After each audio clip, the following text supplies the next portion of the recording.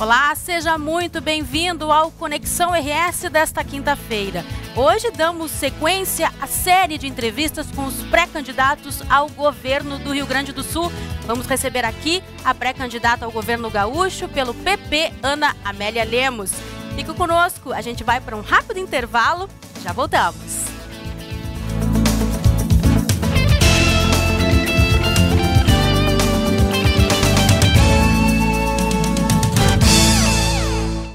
Ana Amélia Lemos nasceu em Lagoa Vermelha, tem 69 anos, é jornalista, foi colunista e comentarista do Grupo RBS em Brasília por mais de 3 décadas.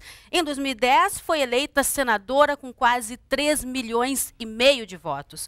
Integra várias comissões no Senado, entre elas a da Educação, Agricultura e Reforma Agrária. Boa noite, senadora. Obrigada pela presença aqui no Conexão. Muito obrigada pela oportunidade. Seja sempre muito bem-vindo. Muito obrigada. Estão conosco para esta sabatina os jornalistas Maressa Sampaio, nossa colega aqui da Ubra TV. Boa noite. Olá, boa noite, Dani. Samir Oliveira, do portal Sul 21. Tudo bem? Obrigada pela presença. Obrigado. E Gustavo Azevedo, editor do portal Terra. E também, muito obrigada pela presença aqui no Conexão. Senadora, eu começo perguntando para a senhora por que, então, a senhora decidiu ser governadora? Por que decidiu concorrer ao governo do Estado? Já que quando lá, concorrendo para senadora, a senhora disse que não tinha essa pretensão. Da mesma forma, se dependesse de mim exclusivamente, talvez não fosse essa a minha opção, porque estou fazendo um trabalho bastante intenso no Senado e me agradou a experiência legislativa. Mostrando que é possível sim você realizar coisas num processo que é lento ainda, que é a produção das leis. Eu já tenho, com menos de completado o primeiro período do mandato de 8 anos, leis em vigor. Isso é uma coisa rara, porque leis demoram 10 anos, 15 anos, algumas muito mais. E algumas nem saem do papel, ficam na gaveta. Então, eu já tenho uma lei muito importante para a saúde pública, que é da quimioterapia oral, para a inclusão nos planos de saúde, que entrou em vigor em maio com a sanção sem vetos pela presidente Dilma Rousseff. Então, revelou até a sensibilidade da presidente esse tema, que é muito importante. A própria ANS, que é a Agência Nacional de Saúde, que trata da regulação e da relação entre os clientes dos planos de saúde e os planos de saúde, já havia também, quando eu comecei o projeto, a fazer uma norma, uma portaria. Só que portarias têm prazo de validade, uma lei não. Uma lei tem validade eterna até que seja mudada. Então, estou muito feliz no Senado. Então, se dependesse de mim, eu continuaria no Senado. As circunstâncias políticas, a realidade do nosso Estado, levaram que o meu partido, junto com outros partidos políticos, tomassem a iniciativa. Então, foi uma decisão, eu diria, primeiro do meu partido, o Partido Progressista, e depois com a aliança de vários partidos, consolidando a minha pré-candidatura ao governo do Rio Grande do Sul. Esse, como eu disse no dia da nossa convenção de pré-lançamento, é o maior, o mais complexo e também o mais honroso desafio que eu tenho na minha vida, porque governar um estado como o Rio Grande do Sul, com uma história tão rica, uma cultura tão respeitada e um estado tão especial na história brasileira, é, sem dúvida nenhuma, uma honra. Então, por isso, me sinto honrada. Mas não é definitivamente um projeto pessoal. Senadora, entrando agora nos problemas do nosso Estado. E são muitos. Exato. O piso salarial tem sido talvez a grande pedra no sapato da gestão Tarso Genro. A senhora sempre vem defendendo o desinchaço da máquina pública, o corte de gastos, até mesmo de secretarias. Quais seriam essas secretarias que estão a mais aí, que poderiam virar coordenadorias? E mais, que outros cortes de gastos a senhora propõe? Bom, em primeiro lugar, em relação ao piso, vamos tratar a sua pergunta que é um pouco mais ampla. Piso dos professores. Esse é um tema realmente extremamente relevante. Primeiro que, para que o Rio Grande do Sul deixe de ser o 8º em qualidade da educação, ele precisa de uma valorização dos professores e os professores terem um comprometimento com a melhoria da qualidade da educação. E é preciso um entendimento da sociedade gaúcha, não é do governo, a sociedade gaúcha tem que estar participando desse processo. Segundo, o governador atual já comprometeu com reajustes aos professores que vão ser concedidos a partir de 2015 e 2016, que é o reajuste que, inclusive, na entrevista que ele concedeu a vocês aqui, na entrevista que concedeu no mesmo Conexão RS, ele reafirmou esses reajustes. Esses reajustes serão cumpridos pelo governador que será eleito em outubro, ou no segundo turno, se houver segundo turno. Então, se eu tiver o apoio dos gaúchos e das gaúchas, eu vou cumprir as decisões dos reajustes contratados pelo atual governador. Eu vou cumprir o que ele determinou, porque eu penso que não pode você faltar com a palavra empenhada com uma categoria como os professores. Então, não restará outro caminho. Então, eu já tenho que cumprir um acordo e um contrato feito de reajuste. Segundo, nós precisamos fazer uma redução de secretarias que são superpostas para facilitar o acesso da comunidade, da sociedade, num governo colaborativo. Você teria exemplos de quais seriam essas secretarias? Não, você tem que examinar hoje dentro, porque nós estamos numa pré-campanha eleitoral. Se hoje, como pré-campanha eleitoral, você vai anunciar, o que restará para você quando você chegar na hora de apresentar o plano de governo? Agora você apresenta um plano de campanha, um plano de governo. Então, a linha geral é esta. Vamos reduzir, sobretudo, cargos de confiança. Cargos de confiança que a maior parte desses cargos de confiança não existem em função da qualificação profissional e da competência das pessoas, mas por um interesse político-partidário. Então, são 3 mil, 5 mil, não sei, temos que ver quantos são. O próprio governador, nessa entrevista a vocês, declarou que ficou surpreso com a situação que encontrou do Estado, que era diferente daquela com que ele assumiu. Então, às vezes, a realidade realmente é diferente, para melhor ou para pior, dependendo do que você vai encontrar pela frente. Mas isso, na hora certa, nós vamos dizer. Mas está decidido a redução do número de CCs, dos cargos de comissão, e a redução do número de secretarias, porque o Estado não pode estar sustentando uma máquina tão pesada quanto essa. A questão não é Estado máximo e Estado mínimo, acho que esse debate está superado. A questão é ter um Estado que sirva à sociedade gaúcha. Samira, sua pergunta para a senadora. Senadora, ontem a Executiva Nacional do PP acabou decidindo pelo apoio à candidatura de reeleição da presidenta Dilma, né? E o PP gaúcho aqui tem uma posição definida pelo apoio ao candidato Aécio Neves, do PSDB. Como é que fica a situação do PP gaúcho, da sua candidatura diante desse cenário também? Como explicar para o eleitor essas diferenças, né? Por isso, Samira, olha, excelente tua pergunta. Por isso exatamente que a posição do PP gaúcho ontem, do PP de Santa Catarina, na minha palavra, que falei pelo partido, na posição do PP de Santa Catarina foi pela palavra do deputado Espiridião Aminhas, governador, na palavra do vice-governador de Goiás, José Hélito, na palavra do governador de Minas Gerais, Alberto Pinto Coelho, na palavra do deputado Júlio Lopes, do Rio de Janeiro, e do Aristóteles Drummond, do Rio de Janeiro. Olha só que estados eu referi. Esses estados, através das suas lideranças do Partido Progressista, o que reafirmaram não foi o apoio a Aécio. Nós reafirmamos o pedido de neutralidade. Neutralidade é não ter apoio a Dilma, ao Eduardo Campos ou a Aécio. Por quê? Porque nós deixamos com sabedoria o que aconteceu em 2010, que o Partido Progressista, pela palavra do Francisco Dornelles, liberou, mesmo que ele estivesse apoiando em 2010 a Dilma Rousseff. Não é o problema da presidente Dilma, apoio ou não a presidente Dilma, não é isso que está em jogo. Está em jogo a neutralidade, porque, Samir, não adianta o presidente do nosso partido, o seu Ciro Nogueira, dizer, não, nós fechamos nacionalmente o apoio à Dilma Rousseff, mas os diretórios regionais podem apoiar os candidatos que eles quiserem, de acordo com as conveniências e as diferenças regionais. Ora, isso é uma balela, Por quê? Porque eu não posso usar ele tendo o diretório nacional apoiado formalmente a Dilma, porque o tempo da televisão do diretório nacional é para a Dilma, eu não posso usar na minha campanha o Aécio.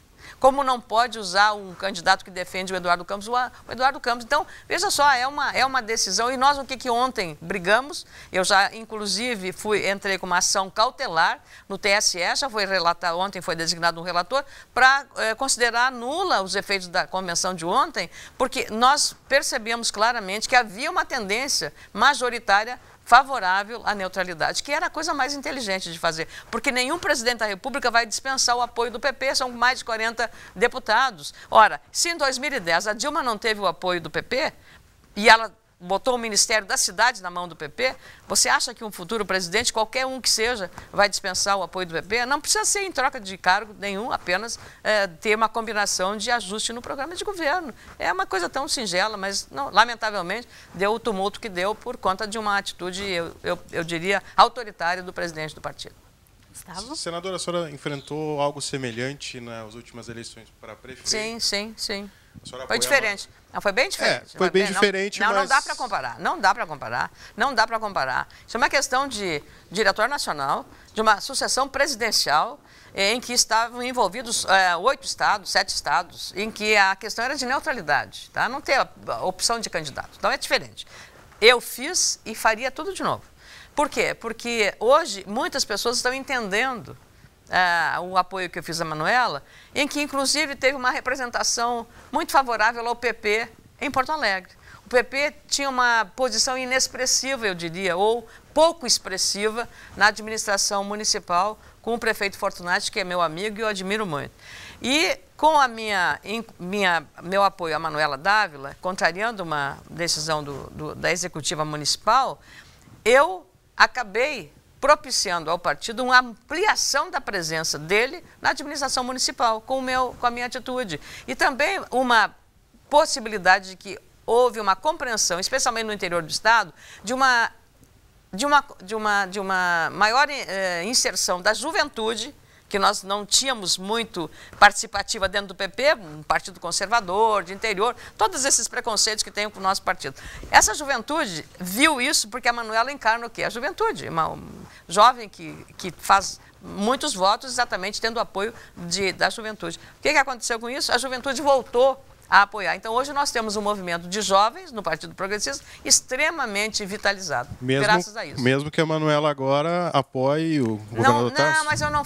Tem uma ligação direta? Aí é que está a diferença. A diferença, eu não... Apoio foi feito naquele momento, agora é outra circunstância e eu e a Manuela somos amigas e não tem nenhum problema em relação a isso. Acho que aí é que está a grandeza da política para quem sabe fazer política com respeito e com seriedade. Também está conosco o professor de jornalismo da PUC, Tércio Sacol. Boa noite, obrigada pela presença. Faça a sua pergunta, senadora. Obrigado pelo convite.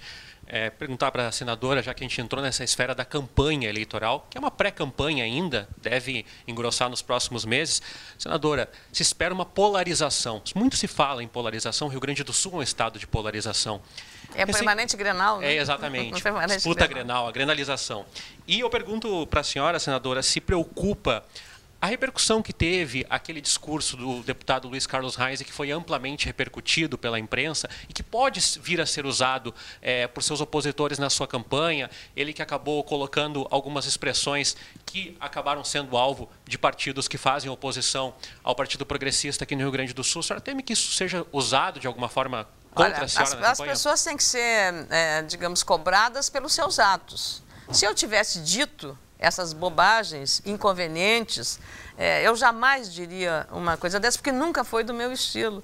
Eu fui durante quase mais de 3 décadas jornalista, atuando aqui nos meios de comunicação em Porto Alegre. Sou filha da PUC, como se diz, né? Fiz minha faculdade na PUC. E eu jamais daria uma declaração tão infeliz quanto essa do deputado. Então, quem tem que responder é ele, o deputado. No momento, pediu ao partido que manifestasse que essa não era a posição do Partido Progressista, como não é.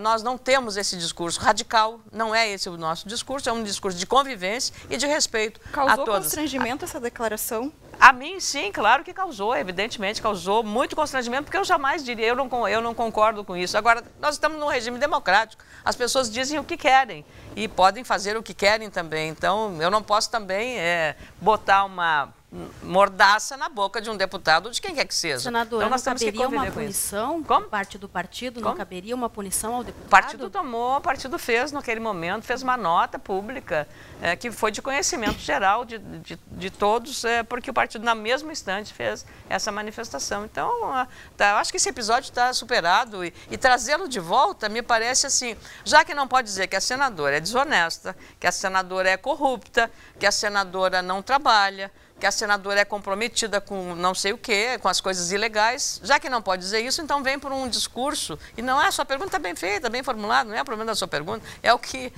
os adversários estão fazendo. Então, não pode... a senadora é candidata do agronegócio. Gente, pelo amor de Deus, o Rio Grande do Sul sem agronegócio, sem a produção... O PIB só cresceu graças à produção do agronegócio, da produção agrícola. E agronegócio, se for lá ver na nossa estatística, nas cooperativas, na Farsul, nas entidades que lidam com os produtores, qual é o tamanho das propriedades?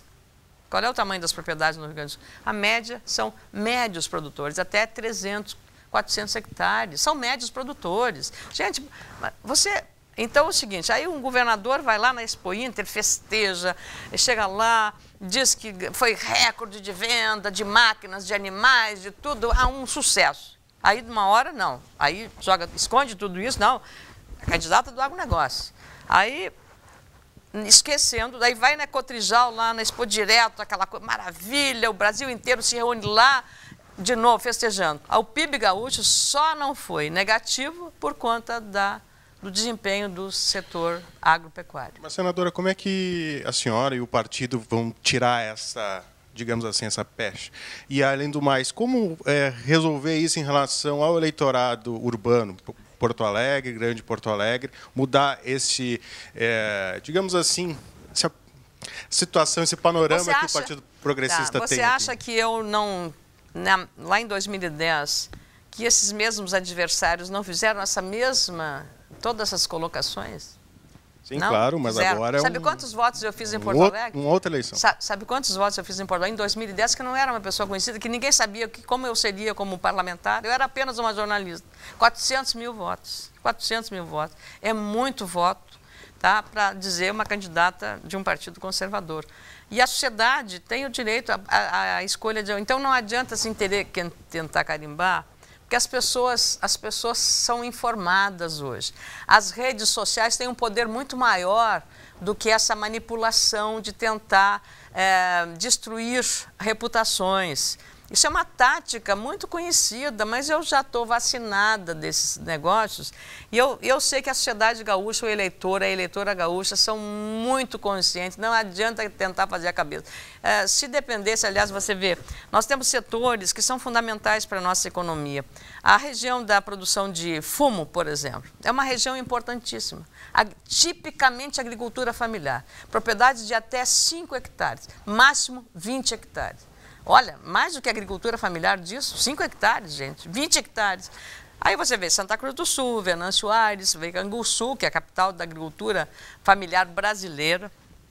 Você vê vários municípios produtores de tabaco. 85% da produção de tabaco do Rio Grande do Sul, de Santa Catarina, que são os maiores estados produtores, é para exportação. Ou seja, o Brasil fatura em dólares. Vai embora. Produção de tabaco. Porque se dependesse da gestão atual, esse setor seria dizimado, não querem mais que os... Como é que eles vão fazer uma reconversão de uma atividade de uma hora para outra? Eu estou defendendo o agricultor familiar, que educou seu filho, botou na faculdade, que cuida da sua família. A renda per capita mais alta é nessa região, Santa Cruz do Sul, Venâncio Aires. O prefeito de Venâncio Aires é do PDT, um médico. Mas quando ele administra, 80% da sua receita vem dessa produção agrícola. Então, as pessoas têm que entender a importância social dessa cadeia produtiva, das instituições que trabalham muito bem com elas, na administração de sustentabilidade, de reconversão, de diversificação, como faz a FUBRA e todas as entidades que estão ali associadas, e criar um novo mecanismo para eles terem uma renda assegurada. Agora, não pode simplesmente chegar lá, parem de produzir isso aqui, e aí? Uma vez eu tive a oportunidade de entrevistar um presidente da Bolívia, do Partido Socialista, Jaime Paz Zamora. Sofreu um atentado, e aí estávamos falando sobre a questão da cocaína, né, e tal. E ele disse assim, olha, Partido Socialista, seria uma irresponsabilidade de um político boliviano chegar e dizer para os produtores de coca, parem de produzir coca. Sem oferecer a ele uma atividade que dê uma rentabilidade parecida ou igual com isso. Quando eu saí de lá, entende? Perturbado. A mesma agora estão discutindo. A senadora não é favorável à droga, pelo amor de Deus. Não é isso que eu estou dizendo. Estou querendo estabelecer exatamente as questões que dizem respeito ao produtor. Nenhum produtor de coca na Bolívia é consumidor, é usuário. Ele produz um produto para a sobrevivência dele. Se você, mas o fumo faz mal, tudo bem. Quem quer, fuma, quem não quer. A droga também, quem quer, fuma, quem não quer. Livre-arbítrio, né, senadora? Como? A gente vai dar uma pausinha. O livre-arbítrio. Já volta conversando. Obrigada. E a partir de agora, você que está em casa já pode começar a ligar para participar aqui do Conexão RS, fazer sua pergunta para a senadora e pré-candidata Ana Amélia Lemos. O telefone é o 3477-9105. Liga que a nossa produção vai receber a ligação e selecionar as perguntas. Também pode perguntar pela nossa fanpage, que é o facebook.com/Ubra TV Cultura. facebook.com/Ubra TV Cultura. Isso mesmo, nós estamos conversando então com a pré-candidata ao governo gaúcho e senadora Ana Amélia Lemos. Nós vamos para um rápido intervalo e já voltamos, não sai daí.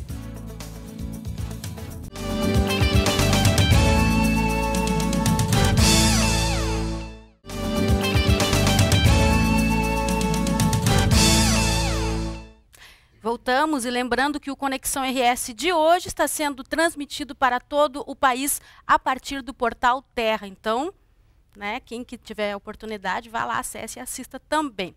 Senadora, a senhora costuma elogiar muito o modelo de gestão do PSDB em Minas Gerais e São Paulo e também o governo Ieda. Mas ele em São Paulo e Minas, dá para dizer que esse modelo encontrou respaldo na população, né? Já que os governadores ou seus representantes, eles foram reeleitos. Por outro lado, o governo Ieda teve uma das maiores rejeições que se tem notícia aqui no Estado. Qual a razão para o fracasso, na opinião da senhora, então, político da Ieda como governadora, a ponto de ela sequer ter ficado em segundo lugar na última eleição? Você usou a palavra correta. Você colocou duas questões. Você falou de gestão, que é uma coisa, e falou de política, que é outra coisa. Gestão tem a ver pegar a conta do Estado, receita e despesa, administrar, pagar bem o fornecedor, ter um serviço, controlar, planejamento. Isso é gestão. Política é como você se relaciona com seus aliados, como você interage com a sociedade, como você fala com a sociedade. Isso é política. Então, a ex-governadora Ieda Cruz acertou na gestão, no déficit zero, que essa foi notabilizada pela, digamos, prioridade que ela estabeleceu. Ela acertou nesse aspecto, ninguém discute. Fala com qualquer fornecedor que tinha para o Estado, que falava bem, porque eram pagamentos feitos com pontualidade. E por alguns investimentos feitos em rodovias importantes no Rio Grande do Sul. Ponto. Politicamente, a ex-governadora errou muito na convivência com o segmento da sociedade. São duas coisas distintas. Então, aí, o preço que ela pagou foi um preço político por esta má administração política do Estado. Aproveitando até, o que a senhora acha, então, das comparações que são feitas entre o seu perfil e o da ex-governadora? Nenhuma semelhança, porque ela é economista, eu sou jornalista, começa por aí. A única é que ela era mulher e eu sou mulher. Então, aí são as coisas. É preciso também, eu acho que estão insistindo muito em, digamos assim, olhar pelo retrovisor, olhar o passado. Aí falo no governo Brito, que já passou há muitos anos, nós temos um governo que já está aí mostrando também as suas dificuldades de gestão, o governo atual. Então, você falar no passado é você olhar para o retrovisor. E é exatamente aí que está o problema da política brasileira. É você ficar sempre preso ao passado. Quem está preso ao passado não avança para o presente e muito menos para o futuro. Nós estamos no século XXI, no século das redes sociais, da era digital, da era dos avanços. Então, você ficar de costas, olhando para esse passado, você corre o risco de perder o bonde da história. A governadora, só um pouquinho, a ex-governadora Ieda vai ter uma participação na sua Não, campanha? Ela é candidata, mas é o partido dela que está decidindo isso, não tem nenhuma participação. A gente tem uma pergunta de candidata. casa, Só para emendar, né, a gente já vai começar a fazer algumas perguntas, porque são muitas. Isso, o Paulo pode. Araújo da Silva de Canoas, ele justamente está questionando essa questão do governo Ieda Cruz, se é só elogios que a senhora tem para a gestão Ieda Cruz e se o seu governo, então, teria esse governo como modelo, seria uma continuidade. O governo Ana Amélia, o governo Ana Amélia será um governo diferente do que está aí. do que foi, porque o ano de 2014 e o ano de 2015 não são o ano de 2012, de 2014, de 2010, de 2009, de 2008. Então, nós estamos num outro momento, com uma nova realidade, com novos desafios, com um Estado com maiores dificuldades financeiras, porque estamos discutindo desde o ano passado uma mudança no indexador da dívida do Estado e até agora, mesmo sendo uma proposta do governo federal ao Congresso Nacional, onde tem grande maioria de poder, não foi decidido ainda. E, para minha surpresa, o atual governador do Rio Grande do Sul e o governador de Alagoas, que é do PSDB, os dois juntos, pediram que isso fosse decidido lá em novembro. Eu tenho as minhas suspeitas de que essa manobra de deixar para novembro de 2014 possa ser uma manobra também para aguardar o resultado das eleições. Eu tenho o direito de ter essa suspeita. Se está tão difícil, se brigaram tanto por essa mudança, e os senadores gaúchos, Pedro Simão, Paulo Paim e eu, seria um uso político. Como? Depende do resultado da eleição, talvez. Por que deixar para novembro, se isso é tão urgente? Por quê?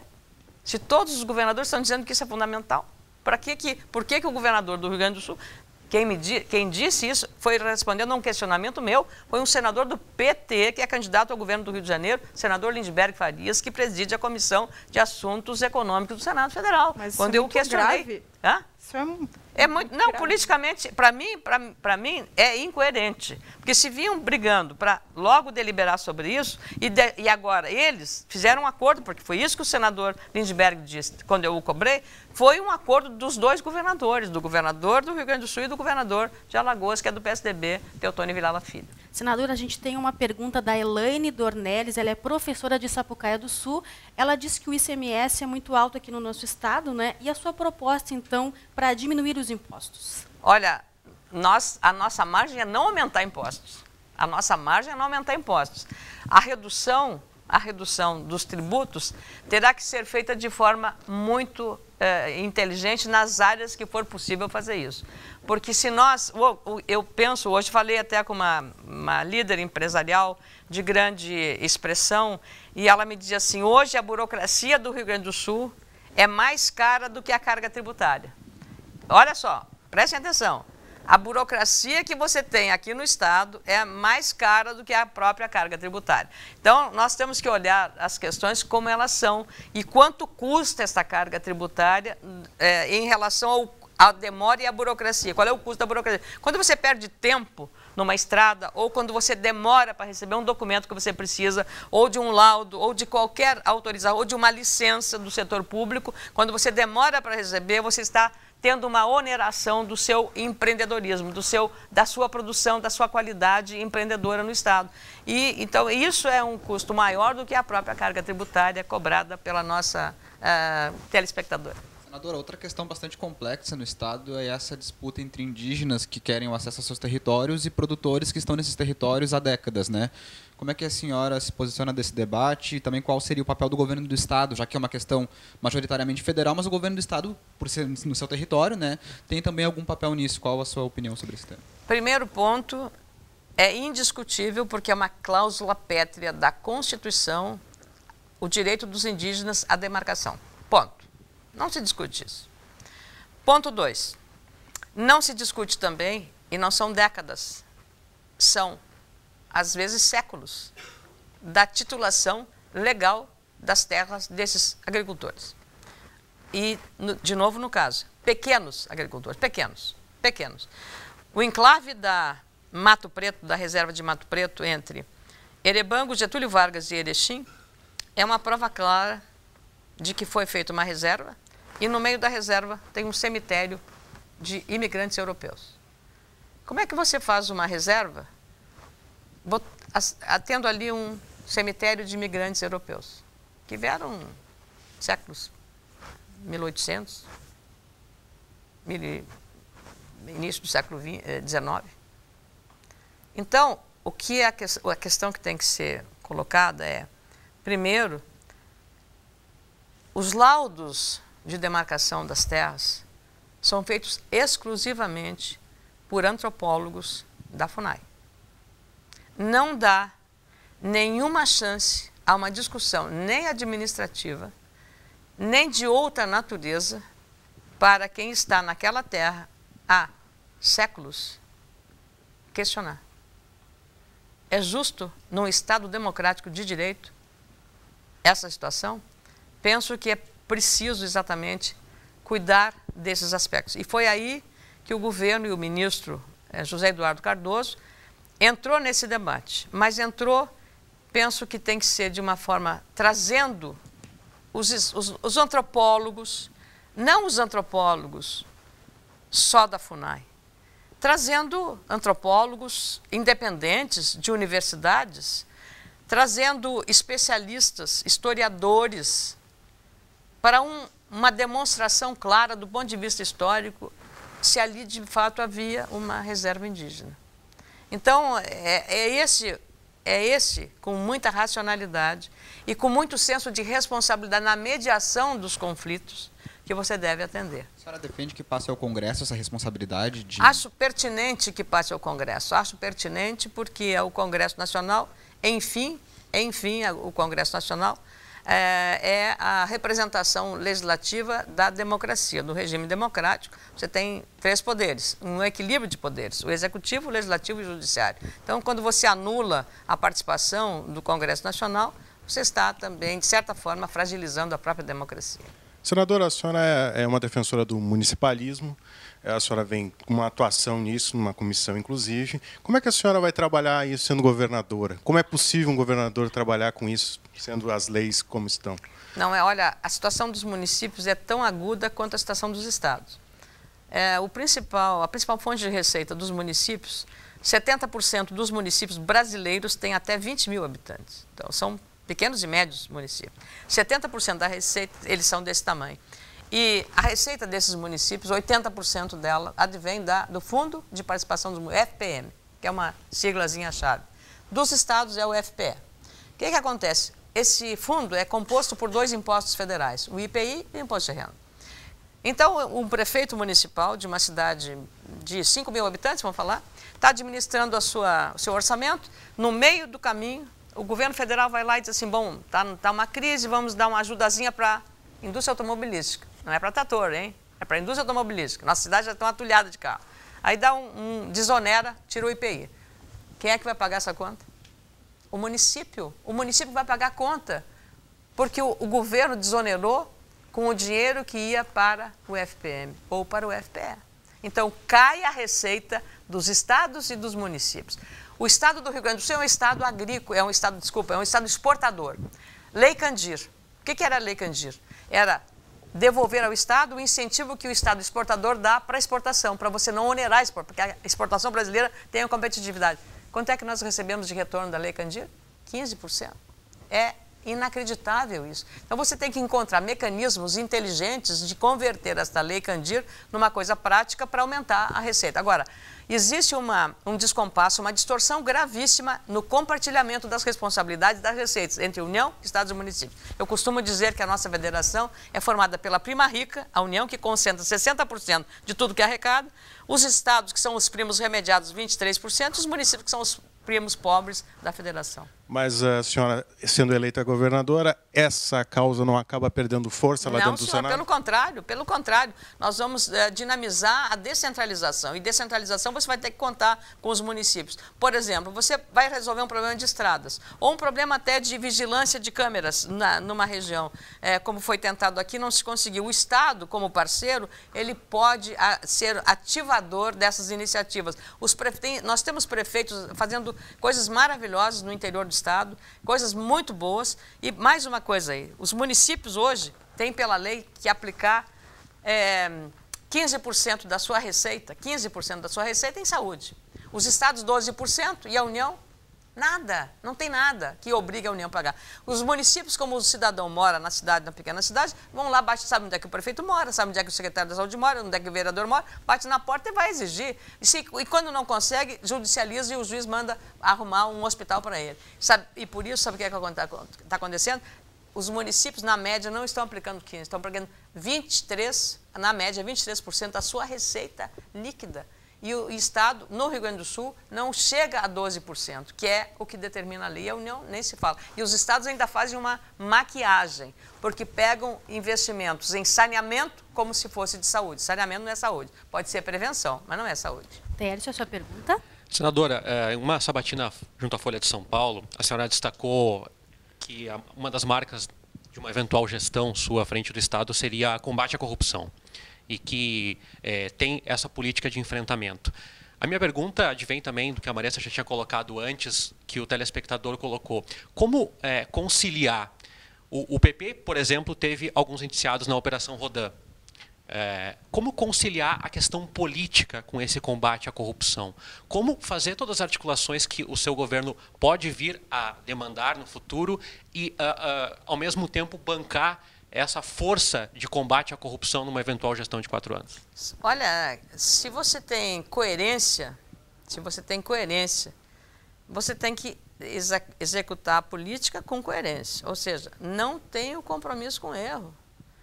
Errou, tem que pagar pelo erro. Não tem, qual é a diferença? E, lamentavelmente, o setor público, se você não tiver... O problema nosso no setor público é que, eu acho que em alguns casos se faz vista grossa ao erro, vista grossa ao desvio de dinheiro. Então, por isso que eu saúdo muito os órgãos de fiscalização, como o Tribunal de Contas do Estado, como o Ministério Público no Rio Grande do Sul é excelente, o Tribunal de Contas do Estado é muito competente. Então, nós temos que esses órgãos de fiscalização, realmente, a mídia é um grande órgão de fiscalização, Então, por isso que eu sou contrária a você fazer censura à mídia, censura, como tentaram com a PEC 37 em relação ao Ministério Público, a amordaçar esses setores, censurar esses setores. Esses setores são fundamentais para fazer a investigação, são parceiros no combate à corrupção. Então, nós temos agora que respeitar a lei da ficha limpa, candidatos com ficha limpa. Quem faz erro tem que pagar, você não tem que ter complacência e tolerância com o erro. Não adianta você passar e tentar panos quentes, porque você quebra a espinha dorsal da sua credibilidade, da sua atitude, da sua coerência com os compromissos que você estabelece, como o combate à corrupção. Tá certo, Maressa. Bom, e você pode continuar mandando as suas perguntas para o nosso telefone 3477-9105. Está tocando muito, a gente está tentando selecionar algumas lá. Vamos tentar mais umas 2, pelo menos, ou pela nossa fanpage, facebook.com/Ubra TV Cultura. O Conexão RS de hoje recebe a senadora e pré-candidata ao governo gaúcho, Ana Amélia Lemos. A gente vai para um rápido intervalo e já voltamos, não sai daí.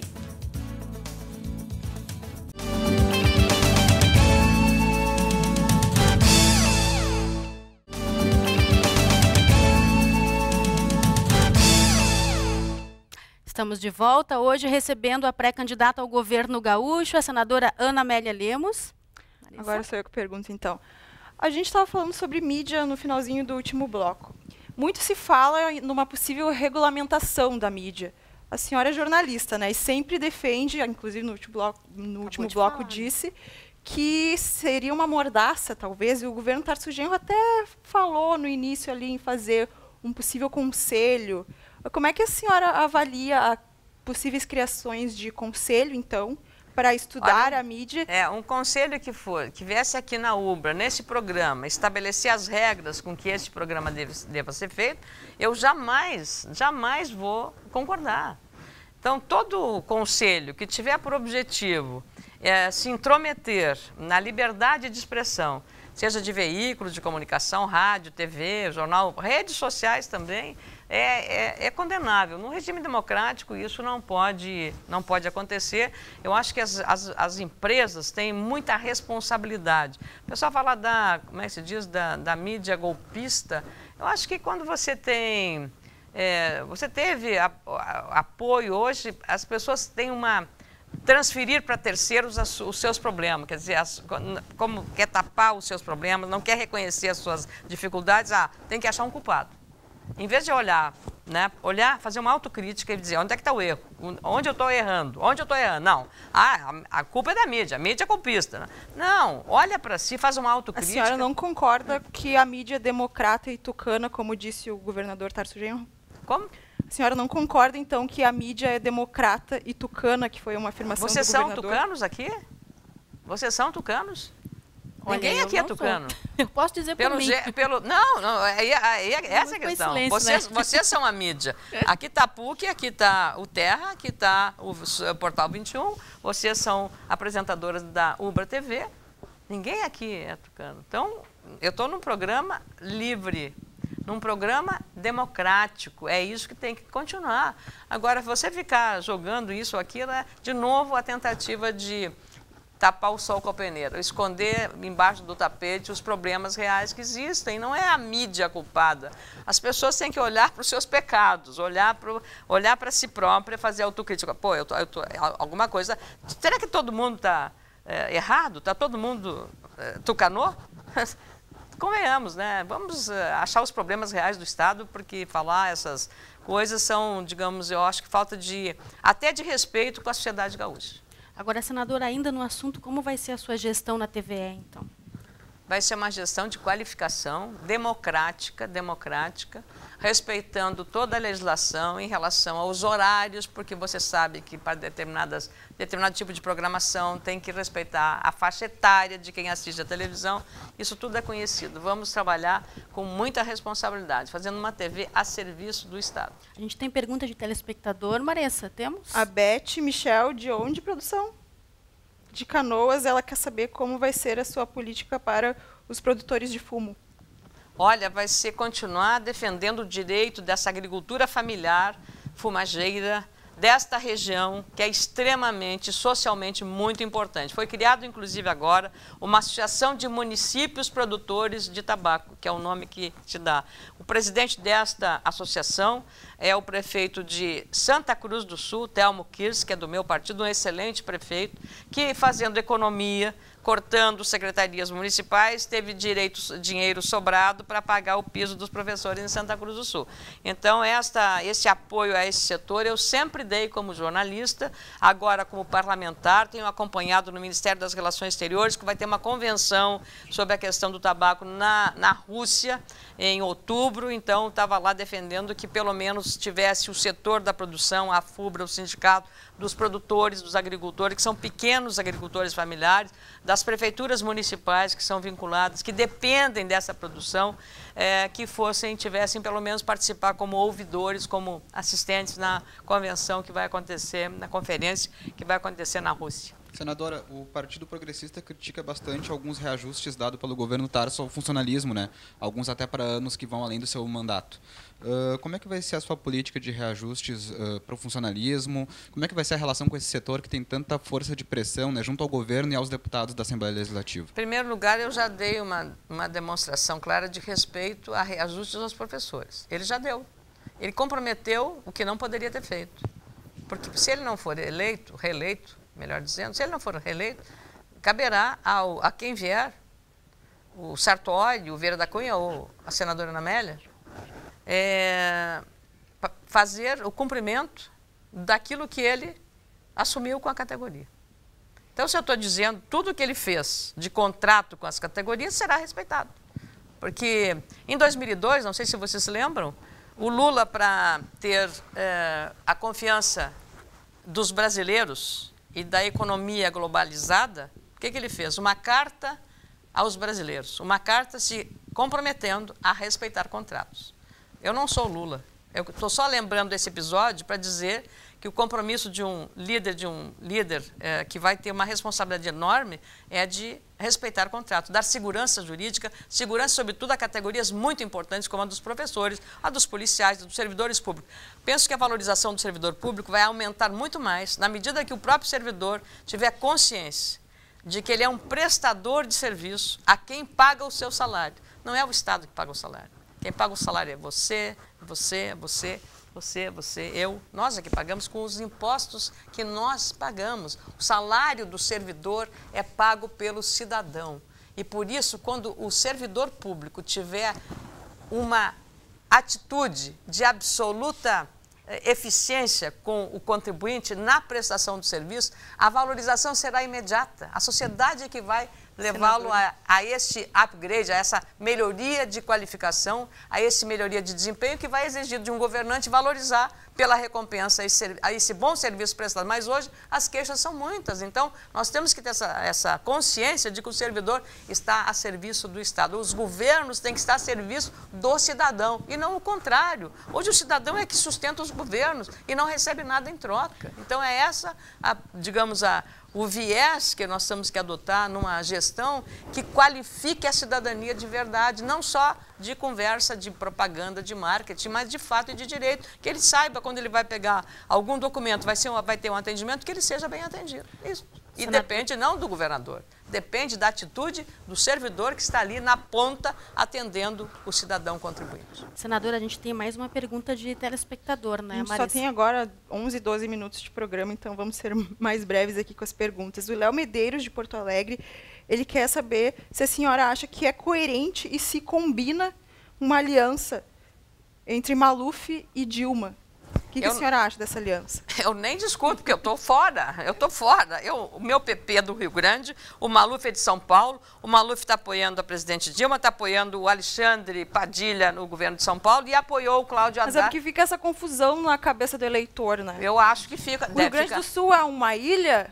Não, não é uma ilha, é um estado ótimo, porque o PP do Rio Grande do Sul é melhor, o PMDB do Rio Grande do Sul é melhor, o PT do Rio Grande do Sul é melhor, o PSDB é melhor, todos os partidos aqui são melhores no Rio Grande do Sul. Não quero fazer, isso não é demagogia, mas olhe bem o cenário para olhar a composição desses partidos no Rio Grande do Sul. São melhores do que o partido do ponto de vista nacional. Veja o que nós fizemos ontem lá no Partido Progressista, na nossa convenção. Queríamos a neutralidade e fomos vencidos pela truculência de um presidente. Agora, senadora, justamente sobre a questão dos partidos que eu ia colocar, a senhora falou muito fragilizados do Partido Progressista. Quando o candidato ao Senado, Lazier Martins, esteve aqui, também fiz a mesma pergunta.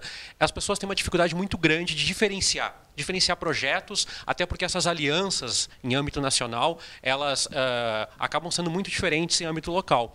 Eu queria que a senhora colocasse exatamente quais são as distinções do seu projeto e do projeto do candidato José Ivo Sartori, porque os dois se alinham muito com relação às críticas ao governo Tarso Genro. Como é que a senhora vê hoje o projeto para se distinguir na campanha daqui para frente? Olha, eu li as 3 entrevistas que vocês fizeram aqui neste programa. A do Sartori, a do Vieira da Cunha e a do Tarso Genro. Quem mais criticou o Tarso foi Vieira da Cunha, não foi o Sartori. O Sartori teve uma posição... Senadora, o governador ainda não deu entrevista. Mas eu li a entrevista a entrevista do governador. Ele vem semana que vem, né? Foi ao Sul 21. Mas isso mesmo. Mas aqui ele ainda não veio. Porque o portal está, o Sul 21. Isso, tá exatamente. Mas as perguntas eram muito parecidas. Por que o senhor quer ser governador? Quais são os seus projetos? O que o senhor pretende? Eram muito parecidas, tá? Então, por isso que eu estou fazendo o cotejo. Então, mas quem, no Vieira da Cunha, ele esteve aqui, e o Sartori, porque o meu professor falou do Sartori. O Sartori não fez críticas ao governo atual, não. Olha, foi uma das entrevistas, mas me chamou muita atenção pela qualidade da entrevista dele. O Vieira da Cunha foi mais incisivo. Ele foi mais incisivo, ele falou do atoleiro, usou essa palavra atoleiro, que o Estado está num atoleiro, falou de vários problemas, tá?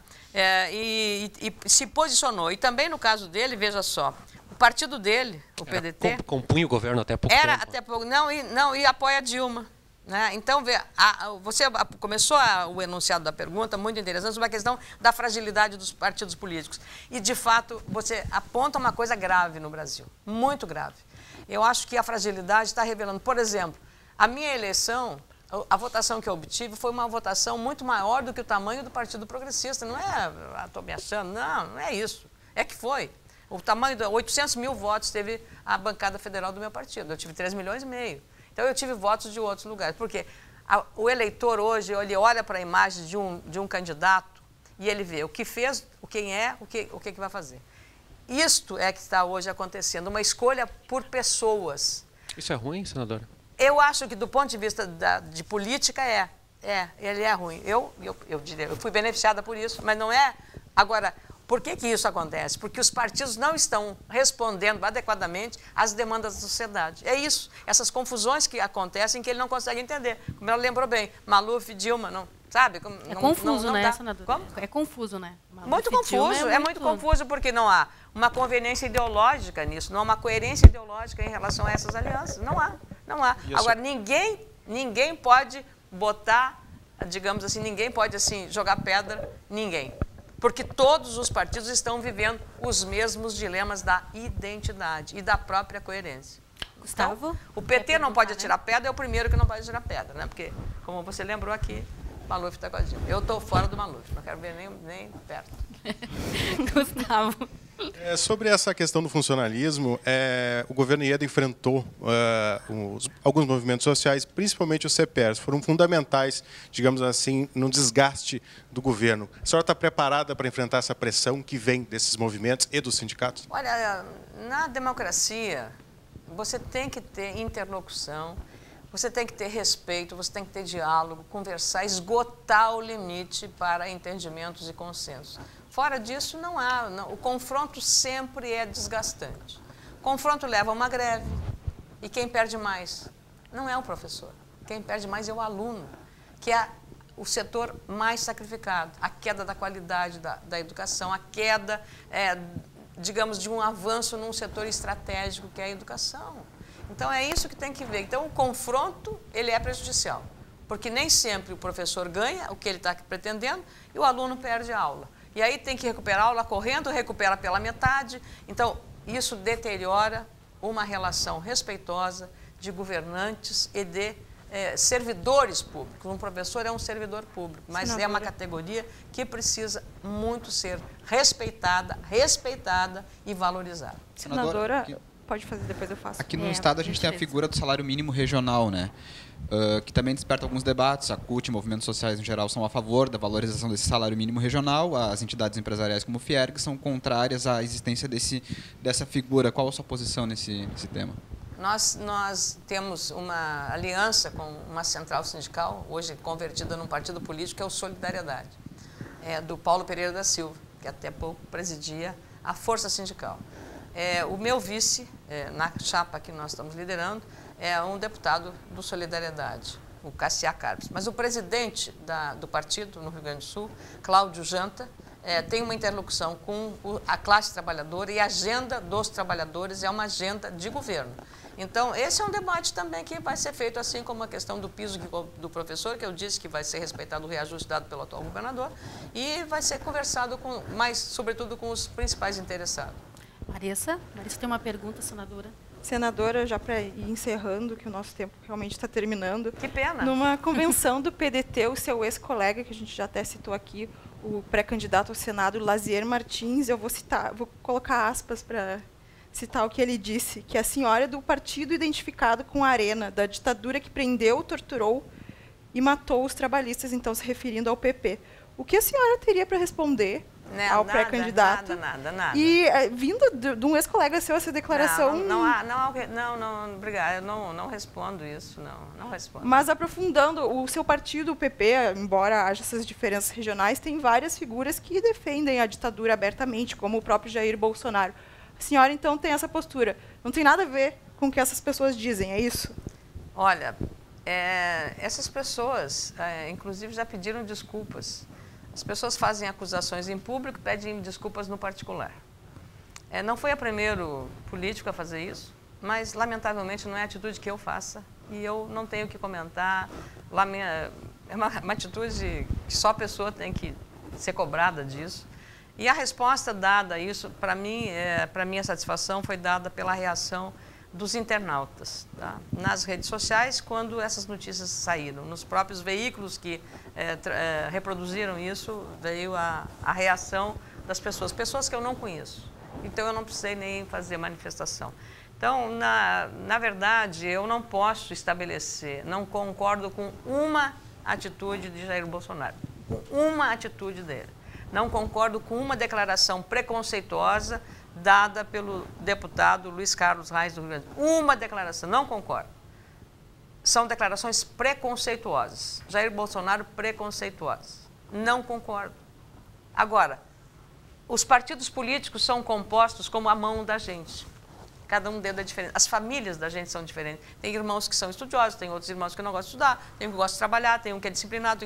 É assim. Partido político é isso, por isso o nome é partido. É uma coisa repartida. Então, são pessoas que pensam dessa forma. Você não pode expulsar por ele expressar uma posição que é endossada por uma parcela da sociedade brasileira. E o Jair Bolsonaro, nada do que ele diz eu endosso, apoio, absolutamente.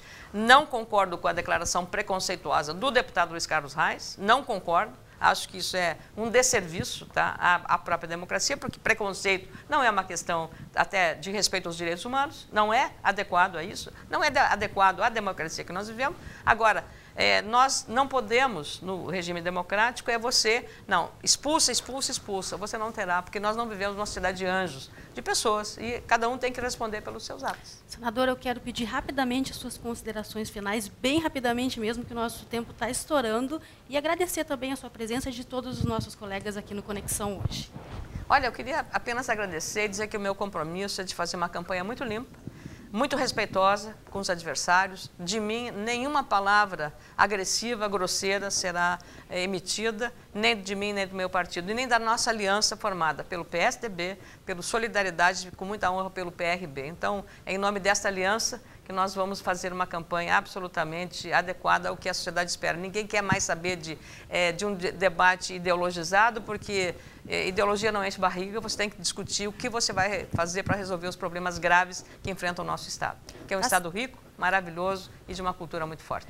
Tá certo, eu quero então agradecer a presença da pré-candidata ao governo do Estado pelo PP, Ana Amélia Lemos, também aos nossos colegas jornalistas que participaram do programa de hoje, Samir Oliveira, do Sul 21, Gustavo Azevedo, editor do Portal Terra, e também o professor de jornalismo da PUC, Tércio Sacol, e a Marissa Sampaio, também nossa colega aqui da UBRA. O Conexão fica por aqui, a gente se vê amanhã. Tchau!